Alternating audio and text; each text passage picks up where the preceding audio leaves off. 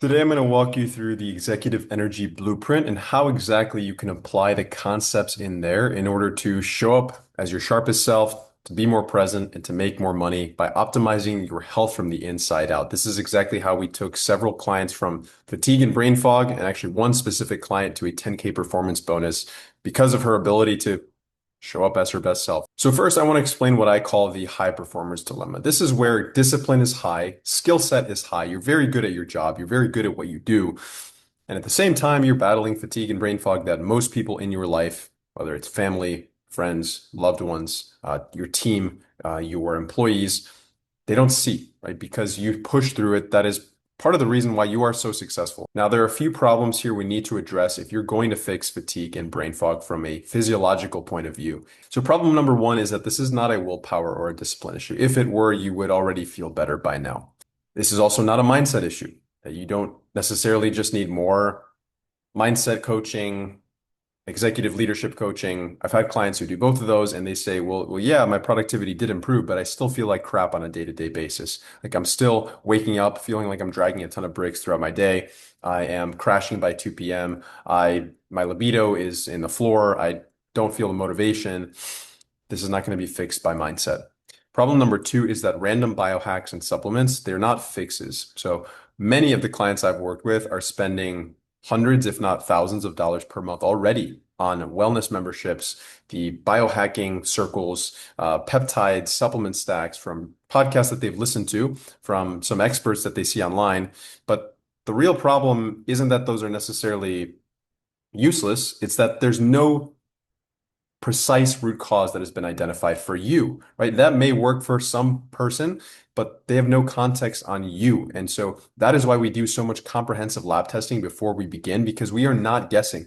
If all you're doing is just copying and pasting these random protocols onto your life, they may actually make you worse. And not only that, you're going to waste time and you're going to waste money. We want to avoid that, of course. And so I liken energy optimization oftentimes to running a team or building a business, right? Because in business growth, you must identify and address the constraints. And this is also true if you are, an executive, you're a manager, and you are managing a team, right? It's hiring, training, marketing, etc. There are many different constraints that prevent your team or your business from growing and doing really well. And this is the same thing with your body. And so we need to find your physiological constraint. What are the things in your body that are preventing you from showing up sharper and as your fullest self? And so there are five main constraints here that we take a look at before we start working together. And number one is hormonal health. So hormone health, this refers to the sex hormones, things like estrogen, testosterone. We run a full comprehensive hormone panel to understand why is it that you're waking up and you don't have enough energy? Or as men, why is it that you're waking up and you're not having an erection in the morning, which is a clear sign of good hormone health, right? Next, we look at mitochondrial health. This sort of underlies all of the other ones, constraint one, three, four, and five, because if your body isn't producing energy at the cellular level, it is going to be extraordinarily difficult for any of the other supplements or biohacks you throw at it to actually work, right? Poor energy production has been linked to things like neurodegenerative diseases, heart disease, poor cognitive function. Mitochondrial health really underlies every other system. Constraint number three is nervous system balance. Now, you hear this thrown around a lot, but we can actually define it. This is defined as sympathovagal balance. This is essentially how often you are in this fight or flight state and in this rest and digest state. Oftentimes, this is sort of interchangeable with HRV or heart rate variability. You can see this on a Whoop. If you wear a Whoop strap, if you wear a Fitbit, if you wear an Oura Ring, oftentimes this shows up as the strain score or the nervous system recovery score. This is something that we look at because if you are, very likely you are, in this state of fight or flight, that's not to say this is a bad state. It's only bad if you are chronically here. If you're chronically stressed, it's linked to all of the chronic diseases in the world, virtually, but it is also linked to poor hormone health, poor mitochondrial health, poor gut health, and of course, it's affecting your ability to think on a day-to-day basis. We want to get that somewhere in the middle so that, yes, you can function over here like a high performer because cortisol, the stress hormone, is really great for you to be able to think, to speak, to lead. But at the same time, if you're only living here, you cannot get restorative sleep, you cannot repair, you cannot regenerate. And if you can't do that, well, this is why the fatigue and the brain fog is happening on a day-to-day basis. Constraint number four is gut health. Now, what happens in the gut does not stay in the gut. If you're dealing with constipation, diarrhea, bloating, reflux, digestive discomfort after meals, or fatigue after meals, this is a clear sign that there is some dysfunction at the level of the gut. That may be inflammation, that may be intestinal lining permeability, so leaky gut, as you often hear it called. It may be microbiome issue. It may be dysbiosis, where there's an imbalance of the good and the bad microbes. Research consistently shows that there is a link between the health of your digestive system and the health of your brain. And so, in fact, some microbial particles can cross through your gut into your bloodstream and make it all the way up to the brain, causing inflammation of the brain. Inflammation of the brain is linked to depressive behavior, low mood, low energy, low motivation. So we need to address your gut if we're going to make big strides in your productivity and your mental performance. So constraint number five is metabolic health. Metabolic health, very simply, we look at blood sugar, insulin, A1C, and several other markers in order to understand how well is your body actually using the nutrients that you're taking in from your diet. If your body, for whatever reason, is not properly using those foods, not properly using glucose, not using fatty acids well, you're going to have trouble actually creating energy. And if you can't create energy, well, it's going to show on the outside. So now let me walk you through one of the case studies. And this is case study 1HQ. So let me give you some background on HQ. So she's a branch manager, a senior executive at a Fortune 500 company. She leads a team of about 20 to 25 individuals. So needless to say, she needs to be on top of her game on a day-to-day basis to not only fulfill on her duties, but be able to oversee the duties of everyone else in her team.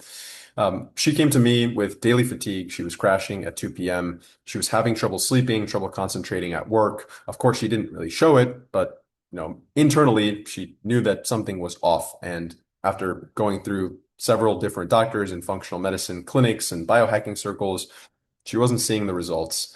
She was abusing caffeine, having a ton of coffee. She was overtraining and underfueling. She was going to 5 or 6 high-intensity interval training sessions per week. And she was undereating. She had been through a weight loss and regain cycle about 3 to 4 times throughout her life. So we knew that her metabolism was struggling as well. Now, what were her specific constraints? Now, she was dealing with low iron that really doctors picked up on at one point, but they didn't really do anything about. They just kind of said, yeah, you have low iron, you might want a supplement. They didn't tell her how. They didn't tell her that if you dose iron every single day, it's actually not as effective. And so we addressed that fully. We'll go through the plan in a second. Number two, her adrenal health was poor. Cortisol was high. DHEA was low. This is a very clear pattern that she is in this sympathetic overdrive that we talked about earlier. So she's not getting into that rest and digest as well as she should be. That is very indicative of a dysregulated HPA axis. So if she's not able to get into that rest and digest state, there's really not a whole lot of rest and recovery that's happening, which is why she was having trouble losing body fat, building muscle, and staying on top of her game mentally. And this metabolic adaptation was a result of her going through multiple rounds of losing weight and regaining it. So the plan, alternate day iron supplementation, research actually shows that dosing iron every single day leads to worse absorption of iron. So we did so every other day. And we paired this with 500 milligrams of vitamin C along with the iron supplementation because it enhances iron absorption, and people don't know this, but it actually lowers the cortisol response to stress. When you take anywhere from 500 milligrams up to 3 grams of vitamin C per day, very high doses, it can lower how much cortisol that you produce in response to stress, and it can improve cognitive function as well. Number 3 is we improved her training. Instead of training the 5 to 6 times per week and just absolutely killing herself every day, adding to her overall stress load that she did not need and she wasn't responding to, we went to 3 times per week of full body strength with some low intensity movements sprinkled in there. We did a reverse diet. So we added about 300 calories of food per day to restore her metabolism. And then we added in some breath work. This only took 5 to 10 minutes per day to restore her functional breathing patterns and improve her heart rate variability so that her nervous system was in a place to lower cortisol, to be able to push harder in the gym, and to get more out of going to the gym so that she could show up, be in better shape physically and mentally. What were the results? Well, she lost 50 pounds, while working together. And she actually went into her office one day and her assistant looked at her and said, H, I'm trying not to say her name, H, you need new clothes, right? Because they were so baggy that she just hadn't taken the time to buy new clothes. She was so busy. That was pretty cool. Her fatigue lifted. She no longer had that afternoon crash most days. And she ended up with a hefty performance bonus at the end of it. Now, number two, case study CR. Her issues were more related to gut dysfunction. So bloating, less than 3 bowel movements per week, food intolerances, brain fog. She was often anxious, had low mood. Her energy levels were a 2 out of 10. This is extremely problematic. This is the type of territory that just getting up and doing your day-to-day things, brushing your teeth, doing the dishes. She had lost and regained weight multiple times as well, similar to H. And so what were her constraints? Well, her constraints were very related to her gut. Dysbiosis, slow gut motility, gut-brain axis disruption. That means the communication between her gut and her brain were off. And she had that metabolic adaptation from years of eating lower and lower and lower calories. So we increased her food intake with gut-friendly foods. That means we restored her metabolism, we increased bowel movements because we know that low-calorie diets are linked to constipation. So we made sure to actually eat more food. She was way under fueling for a long time. And we used functional foods in order to support her motility. So kiwis, prunes, ground flax, well-cooked and peeled veggies, and PHGG. These have particular fibers and aspects to them that allow you to actually move food more quickly and move waste out faster through you. And we added some targeted supplementation, vitamin B1 to support gut-brain signaling and motility. And we used some antimicrobial herbs, things like oregano, berberine, and allicin. And then finally, we used targeted probiotics to rebuild the gut microbial community. These are things like Saccharomyces boulardii. After doing this, what were the results? She noticed a 400% energy increase in 1 month of working together. Her energy was a 2 out of 10 when we started. It was an 8 out of 10 on average at the end of that 1 month, that first month. Bloating improved about 70 to 75%, and her motility was restored. She was having a bowel movement every day or every other day. She was eating more food while losing weight. And she actually said here, this is a message about a month in. I really have only lost 2 pounds, but I look thinner. Even my doctor said so today. I think it's more inflammation that has gone down than weight. I feel less swollen. So this is the exact protocol and how we actually used the Executive Energy Blueprint in order to optimize not only their energy and how well they show up at work and in their career, but also how they show up for their family, for the people that matter, for their spouse, children, loved ones.